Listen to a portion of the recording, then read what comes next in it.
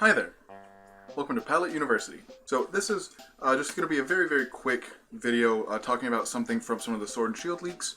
It's not going to be talking about any specific Pokemon. There's not going to be any images of any new Pokemon shown. It's very minor. It's just like a detail about the game that I want to talk about because it's right up my alley.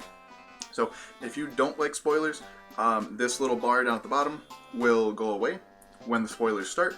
So if you don't want to be spoiled at all, click away. Feel free to check out any of our other videos. But I think it's pretty interesting, so I hope you do stick around, because it's not that spoilery. So unless you've been living under a rock, or you don't have a Twitter account, you probably know that over the last couple days there's been so many leaks. Like, I think total there's been something like 20-something new Pokemon, a couple new Gigantamax forms, confirmed to be in the game. So with those, we got a lot of new individual Pokemon information, but we got one little tidbit of like mechanics data that I want to talk about. So that's what we're talking about today. Okay, so here come the spoilers. So there's been two screenshots of somebody who has the game early that appears to be in the wild area that talks about reviving fossils. So that sort of confirms that A, there will be fossils in the game, hopefully new ones, because Generation 7 did not have any new fossils, and then before that we'd had new fossils in Generation 6, 5, 4, and 3. So the only generations without new fossils were Generation 2 and Generation 7. And me being a paleontologist, fossil Pokemon are literally my favorite. And the UK has such a rich history of paleontology. I've talked about it a little bit before, but the phrase, "she sells seashells by the seashore," originates from one of the first, prominent female paleontologists. She was gathering, clam fossils and selling them. But this talks about a weird mechanic with fossil Pokemon that I really want to talk about. So let's take a look. So there's two screenshots. The first one says, fossils in Galar are broken into top halves and bottom halves for some reason. Huh. The second one reads, strangely, no matter which top and bottom you combine, they can be restored together. So that implies that you can essentially fuse fossil Pokemon, or combine their fossils into a new thing. So that's assuming, so say there's two fossil Pokemon that each have two parts. There are potentially 4 new fossil Pokemon, at least 4 first stages, not to mention the evolved forms, which also would have one each. So that's 8 new fossil Pokemon, assuming that this is correct.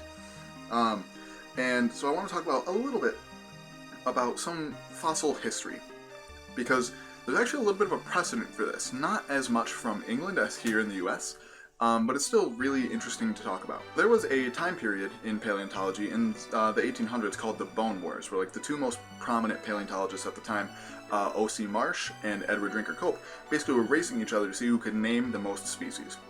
Very bad. Very bad time for paleontology. Yeah, we got a lot of new fossils and new, specifically mostly dinosaurs, found, but they did a really bad job, because they weren't really concerned with doing actual science. They were just concerned with outdoing the other guy. So a lot of what happened is a lot of full skeletons found from that time actually contain stuff from multiple different animals, which has been causing headaches for the last 150 years.